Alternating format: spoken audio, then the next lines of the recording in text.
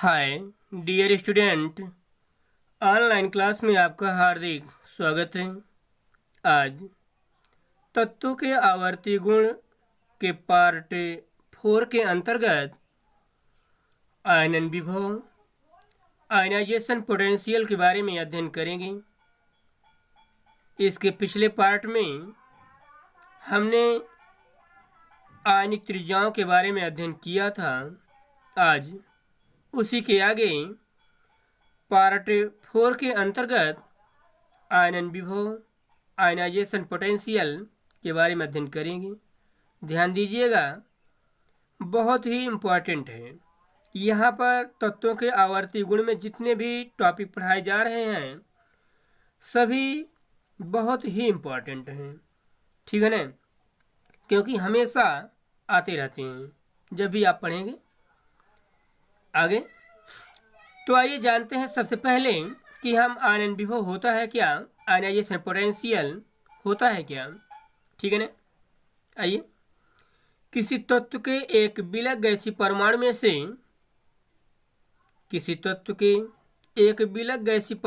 से एक इलेक्ट्रॉन को पूर्ण रूप से बाहर निकालने में जो ऊर्जा लगेगी उसे तत्व का आयनन विभव आई कहते हैं। कहने मतलब इनका यह है कि किसी तत्व से एक इलेक्ट्रॉन को बाहर निकालने में, कोई तत्व होता है उसमें इलेक्ट्रॉन होते हैं और जब कोई तत्व इलेक्ट्रॉन त्यागता है उस पर धनावेश होता है, लेकिन इलेक्ट्रॉन को त्यागने किसी तत्व के एक विलग गैसीय परमाणु में से एक इलेक्ट्रॉन को पूर्ण रूप से बाहर निकालने में, क्योंकि किसी तत्व से इलेक्ट्रॉन निकालने के लिए हमको ऊर्जा की आवश्यकता होगी, एक इलेक्ट्रॉन को पूर्ण रूप से बाहर निकालने में जो ऊर्जा लगेगी उसे उस तत्व का आयनन विभव कहते हैं। समझ रहे ना। तो किसी तत्व से एक इलेक्ट्रॉन को पूर्ण रूप से बाहर निकालने में जो ऊर्जा लगती है उसे उस तत्व का आयनन विभव कहते हैं।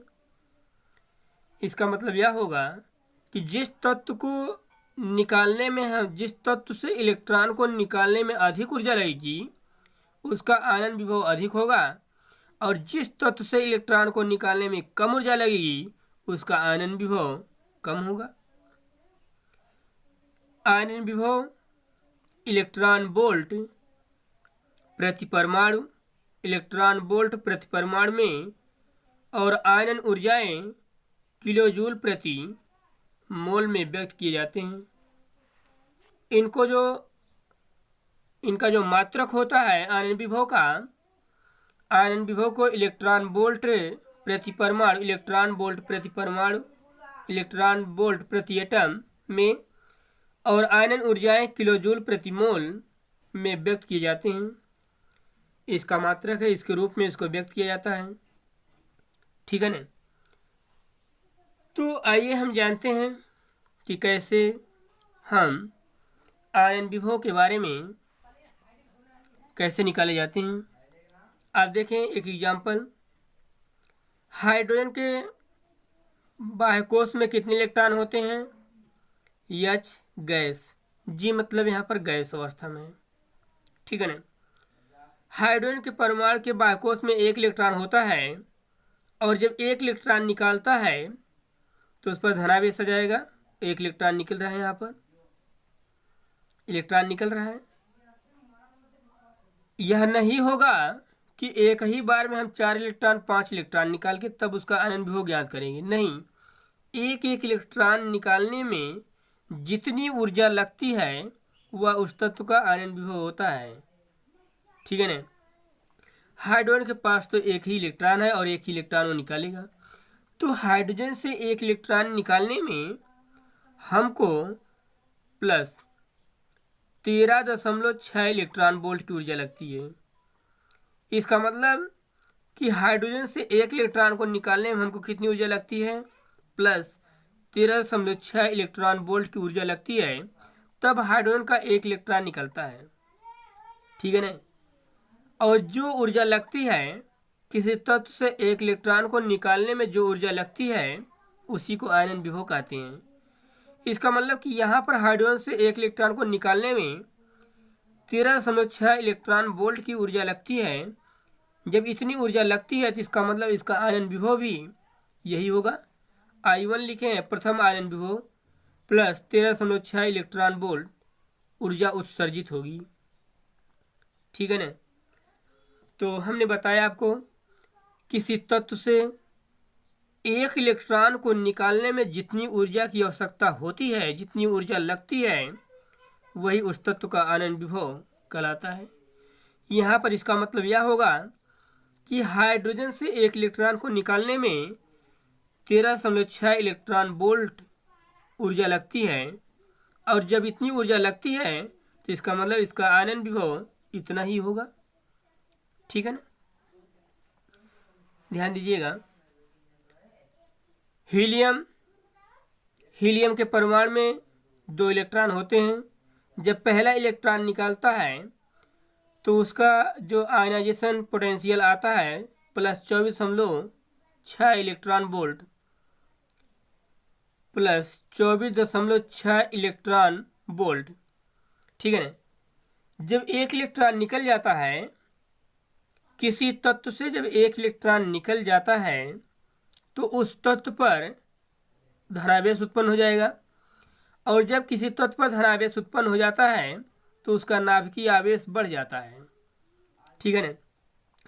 अभी हीलियम के पास एक इलेक्ट्रॉन है, क्योंकि हम एक ही बार में 2 इलेक्ट्रॉनों का आयनन विभव नहीं ज्ञात कर सकते हैं।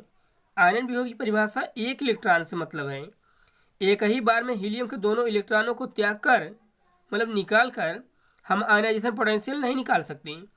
एक एक इलेक्ट्रॉन निकाल कर हम उसके आयनाइजेशन पोटेंशियल को ज्ञात करेंगे।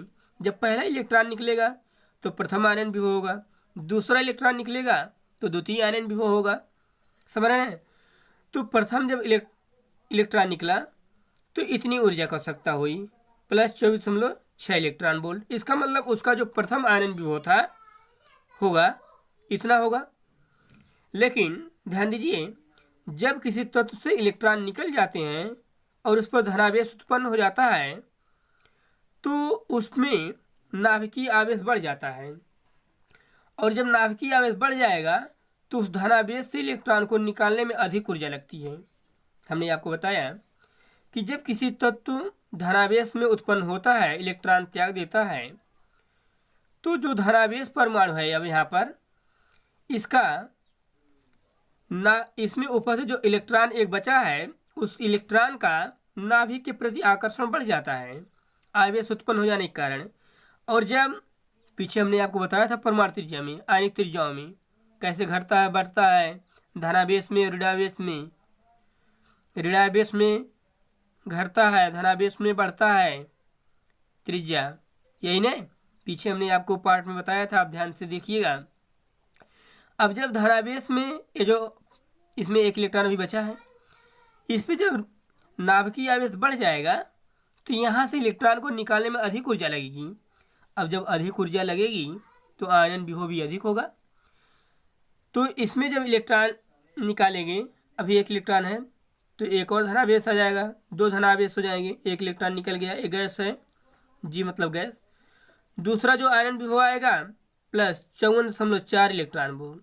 हमेशा ध्यान दीजिएगा, किसी तत्व का द्वितीय आयनन विभव प्रथम आयनन विभव से हमेशा अधिक होता है, क्योंकि जो आयनन विभव ज्ञात करते हैं हम इलेक्ट्रॉन त्यागने पर ज्ञात करते हैं, ना कि इलेक्ट्रॉन ग्रहण करने के लिए। जब कोई तत्व इलेक्ट्रॉन त्यागता है उसी का मान यहाँ पर ज्ञात किया जाएगा, इलेक्ट्रॉन ग्रहण करने की बात नहीं की गई है। ठीक है ना। तो हमेशा द्वितीय आयनन विभव प्रथम आयनन विभव से अधिक होता है। क्यों? क्योंकि जब कोई तत्व इलेक्ट्रॉन त्याग देता है और वह परमाणु धनावेश में उत्पन्न हो जाता है तो उसमें नाभिकीय आवेश इलेक्ट्रॉन के प्रति बढ़ जाता है, और जब नाभिकीय आवेश बढ़ जाएगा तो इलेक्ट्रॉन को निकालने में अधिक ऊर्जा की आवश्यकता होती है। इस कारण से जो द्वितीय आयनन विभव होता है वो प्रथम आयनन विभव से अधिक होता है। आवाज़ को ध्यान सुनिएगा, क्योंकि सब चीज़ें लिखाई जा नहीं सकती हैं। समझ रहे ना। किसी तत्व के द्वितीय आयनन विभव का मान हमेशा उसके प्रथम आयनन विभव से अधिक होता है। हमने आपको बताया कि किसी तत्व का जो द्वितीय आयनन विभव का मान होता है वह उसके प्रथम आयनन विभव से हमेशा अधिक होता है। उसका कारण हमने आपको बताया, क्योंकि जब कोई परमाणु आवेशित हो जाता है, धनावेश उत्पन्न हो जाता है, तो उसका नाभिकीय आवेश बढ़ जाता है इलेक्ट्रॉन के प्रति। इस कारण से इलेक्ट्रॉन को त्यागने में अधिक ऊर्जा लगती है, और जब अधिक ऊर्जा लगेगी तो आयनन विभव का मान भी क्या होगा, अधिक होगा। ठीक है ना। आइए आगे देखते हैं।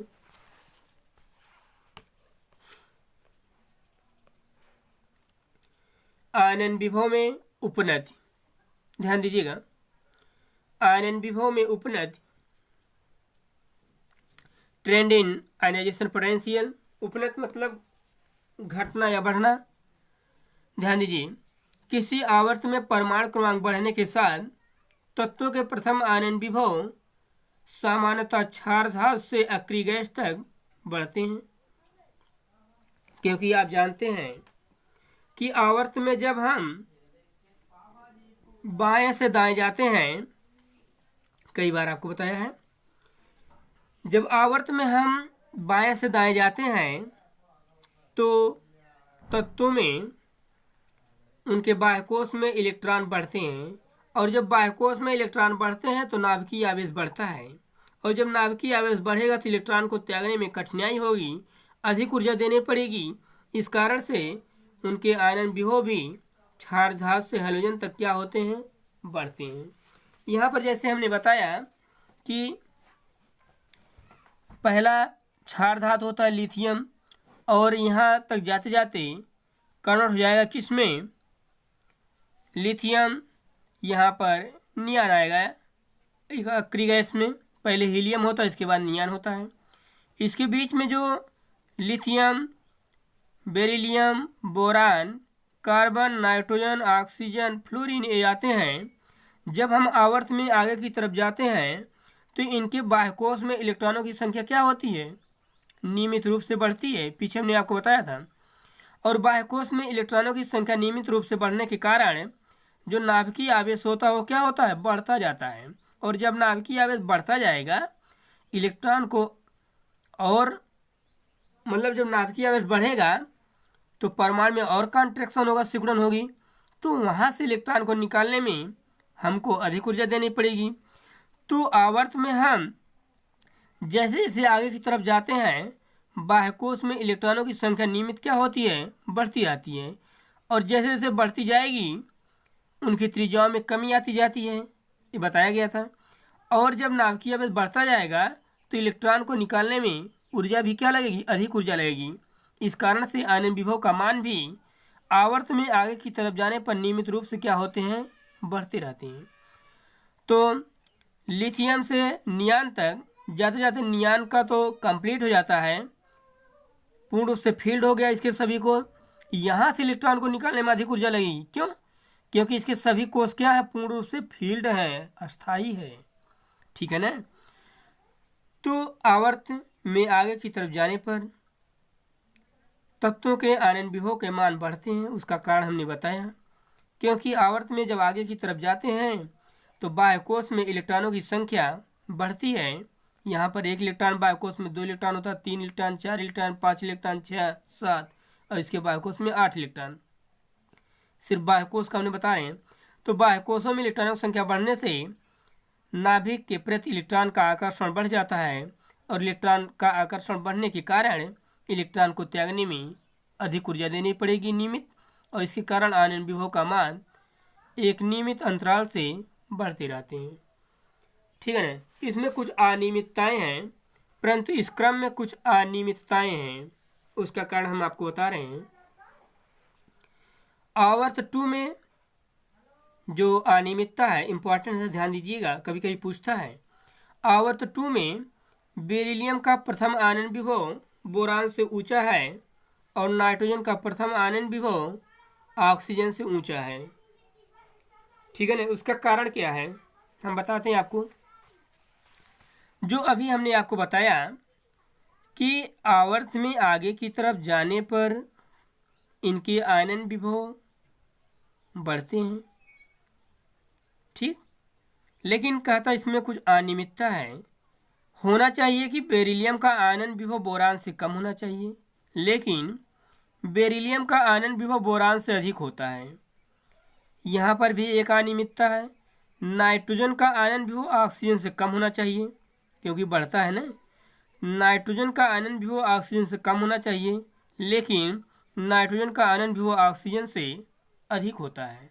इसका कारण यह है, आप देखें, यदि हम बेरिलियम का इलेक्ट्रॉनिक विन्यास करते हैं तो 1s2 2s2 होता है, और जब बोरान का इलेक्ट्रॉनिक विन्यास करते हैं तो 1s2 2s2 2p1 होता है। आप ध्यान दीजिए, यहाँ पर जो बेरिलियम है 1s2 2s2, इसके दोनों उपकोष कंप्लीटली क्या हैं, फील्ड हैं, और बोरान में जो दूसरा कोष है वो p में इलेक्ट्रॉन चला गया और अयुग्मित है। समझ रहे ना। यहाँ पर फील्ड होने के कारण, यस ऑर्बिटल पूर्ण रूप से फील्ड होने के कारण यहाँ से इलेक्ट्रॉन को निकालने में अधिक ऊर्जा लगेगी। p ऑर्बिटल इनकम्प्लीट है, यहाँ से इलेक्ट्रॉन को निकालने में कम ऊर्जा लगेगी, और एक ही इलेक्ट्रॉन है, अयुग्मित है।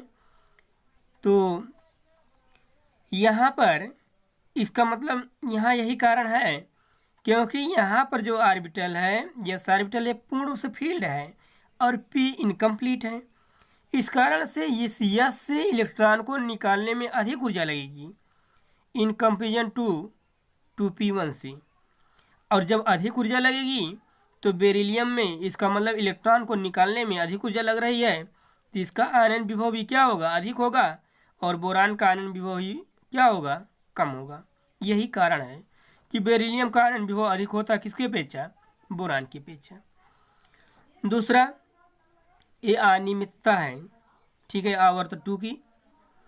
नाइट्रोजन का आयनन विभव ऑक्सीजन से अधिक है। उसका कारण होना चाहिए ऑक्सीजन का अधिक होना चाहिए नाइट्रोजन की अपेक्षा, क्योंकि आवर्त में आगे की तरफ जाने पर आयनन विभव के मान क्या होते हैं, बढ़ते हैं।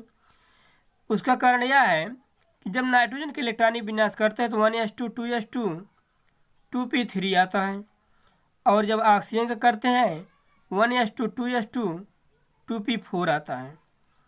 जो नाइट्रोजन है 2p3 है, p में कितने ऑर्बिटल होते हैं, 3 ऑर्बिटल होते हैं। p में कितने ऑर्बिटल होते हैं, 3, और सभी ऑर्बिटल में कितने कितने इलेक्ट्रॉन भरे हैं, क्योंकि p3 है, यही ना। और ऑक्सीजन में कितने इलेक्ट्रॉन है, यहाँ पर 4 इलेक्ट्रॉन, एक इलेक्ट्रॉन, दूसरा इलेक्ट्रॉन, तीसरा और चौथा इलेक्ट्रॉन। ध्यान दीजिए, नाइट्रोजन का जो ऑर्बिटल है ये पार्शियली फील्ड है। नाइट्रोजन का जो ऑर्बिटल है यहाँ पर ये पार्शियली फील्ड है ना, क्योंकि 3 इलेक्ट्रॉन है और सभी ऑर्बिटल में एक एक इलेक्ट्रॉन है। कोई इलेक्ट्रॉन दूसरे को रिपल्सन नहीं करेगा, प्रतिकर्षित नहीं करता है। और जब कोई ऑर्बिटल पार्शियली फील्ड होता है तो वह अधिक अस्थायी होता है। नाइट्रोजन का बाह्यकोश का जो कोश है 2p3 और इसका 2p4 है। तो 2p3 में p में 3 ऑर्बिटल होते हैं और तीनों में एक एक इलेक्ट्रॉन है, और जब तीनों में एक एक इलेक्ट्रॉन है तो पार्शियली फील्ड है, और पार्शियली फील्ड होने के कारण यह अधिक अस्थायी होगा। और जो यहाँ पर ऑक्सीजन में p4 है ऑक्सीजन का, तो एक एक इलेक्ट्रॉन भरा हमने। जब चौथा इलेक्ट्रॉन यहाँ पर भरा तो ये युग्मित हो गया। अब यहाँ पर ये इलेक्ट्रॉन इस इलेक्ट्रॉन का क्या करता है, रिपल्सन करते हैं, प्रतिकर्षित होते हैं। समझ रहे ना हमारी। जब प्रतिकर्षण होता है तो चौथा इलेक्ट्रॉन निकालने में आसानी हो जाएगी। समझ रहे हैं हमारी बात नहीं। यहाँ पर पार्शियली फील्ड नहीं है, ये तो पार्शियली फील्ड है, एक एक इलेक्ट्रॉन है, आधा इलेक्ट्रॉन है, 6 होते हैं, 3 है। तो पार्शियली फील्ड जो ऑर्बिटल होता है वो बहुत अस्थायी होता है। इस कारण से नाइट्रोजन से इलेक्ट्रॉन निकालने में अधिक ऊर्जा लगेगी, लेकिन ऑक्सीजन में जब चौथा इलेक्ट्रॉन प्रवेश करता है तो यहाँ पर दोनों इलेक्ट्रॉनों के बीच में, पहले और चौथे इलेक्ट्रॉनों के बीच में रिपल्सन होने लगता है, क्योंकि दोनों इलेक्ट्रॉन एक ही ऑर्बिटल में हैं। और जब प्रतिकर्षण होने लगता है तो इलेक्ट्रॉन को निकालने में क्या होती है, आसानी हो जाती है। इस कारण से नाइट्रोजन का आयनन भी ऑक्सीजन से क्या होगा, अधिक होगा। क्यों? क्योंकि नाइट्रोजन का ऑर्बिटल पार्शियली फील्ड है और पार्शियली फिल्ड होने के कारण ये बहुत अस्थायी होता है इन कंपेरिजन टू ऑक्सीजन की अपेक्षा। इस कारण से नाइट्रोजन का प्रथम आयनन विभव ऑक्सीजन की अपेक्षा अधिक होता है, यही कारण है। ठीक है ना। यहाँ पर हमने लिखा है अगला पॉइंट उसी का आगे, किसी वर्ग में परमाणु क्रमांक बढ़ने के साथ आयनन विभव घटते हैं क्योंकि एक आवर्त से अगले आवर्त में जाने पर बाह्यकोश के इलेक्ट्रॉनों की मुख्य क्वांटम संख्या बढ़ती है। ध्यान दीजिएगा, किसी वर्ग में परमाणु क्रमांक बढ़ने के साथ आयनन विभव घटते हैं क्योंकि एक आवर्त से अगले आवर्त में जाने पर बाह्यकोश के इलेक्ट्रॉनों की मुख्य क्वांटम संख्या बढ़ती है। जैसे हम फर्स्ट वर्ग की बात करते हैं, लिथियम, सोडियम, पोटेशियम। लिथियम के इलेक्ट्रॉनिक विन्यास 2s, इसका 2s2। आप देख रहे हैं कि ये दूसरे आवर्त का है, ये तीसरे आवर्त का है, ये दूसरे आवर्त के, किसरे आवर्त के हैं, तीसरे आवर्त के हैं। तो जब हम वर्ग में ऊपर से नीचे की तरफ आते हैं, ठीक, तो जब एक नए आवर्त में हम जाते हैं, अगले आवर्त से नए आवर्त में जाते हैं, तो कोषों की संख्या बढ़ जाती है। यहाँ पर 2 ही कोष था, यहाँ पर कितने कोष हो गए, 3 कोष हो गए। और जैसे जैसे कोषों की संख्या बढ़ेगी तो नाभिक और इलेक्ट्रॉन के बीच दूरी क्या होगी, बढ़ेगी। और जब नाभिक और इलेक्ट्रॉन के बीच की दूरी बढ़ेगी तो नाभिकीय आवेश क्या होगा, कम होगा। नीचे आ रहे हैं ना वर्ग में, पहले लिथियम आता, सोडियम, पोटेशियम, पोटेशियम में 4 कोष हो जाएंगे। तो जैसे जैसे यहाँ पर 2 ही कोष था और यहाँ पर 3 कोष हो गया, तो जैसे जैसे नाभिक और इलेक्ट्रॉन के बीच की दूरी बढ़ती जाएगी तो नाभिकीय आवेश क्या होता जाएगा, कम होता जाएगा। और जब नाभिकीय आवेश कम होता जाएगा तो इलेक्ट्रॉन को निकालने में क्या होगी, आसानी होगी, क्योंकि यहाँ पर नाभिकीय आवेश अधिक है। जब नाभिकीय आवेश अधिक है, इलेक्ट्रॉन को अधिक मतलब कॉन्ट्रैक्ट किया है, तो यहाँ पर ऊर्जा अधिक लगेगी इलेक्ट्रॉन को निकालने में, लेकिन यहाँ पर ऊर्जा कम लगेगी। क्यों? क्योंकि जब दूरी बढ़ जाती है तो नाभिकीय आवेश कम हो जाता है, और जब नाभिकीय आवेश कम हो जाएगा तो इलेक्ट्रॉन को निकालने में आसानी होगी। और जब इलेक्ट्रॉन को निकालने में आसानी होती है तो इसका मतलब ऊर्जा कम लगेगी, और जब ऊर्जा कम लगेगी तो आयनन विभव का मान भी क्या होगा, कम होगा। समझ रहे ना। तो किसी वर्ग में ऊपर से नीचे की तरफ आने पर उनके एक आवर्त से अगले आवर्त में जाने से मुख्य क्वांटम संख्या मीन्स की कोषों की संख्या बढ़ती है, और कोषों की संख्या बढ़ने से इलेक्ट्रॉन का नाभिक के प्रति आकर्षण घटता जाता है और इलेक्ट्रॉन को निकालने में आसानी होती है। और जब इलेक्ट्रॉन को निकालने में कम ऊर्जा लगेगी तो ऊपर से नीचे की तरफ आने पर वर्ग में आयनन विभव का मान क्या होता है, घटता जाता है। समझ रहे ना। तो इस प्रकार से हमने आयनन विभव के बारे में आपको बताया। आज का क्लास यहीं पर समाप्त होता है। नेक्स्ट क्लास अगले दिन। Thank you very much.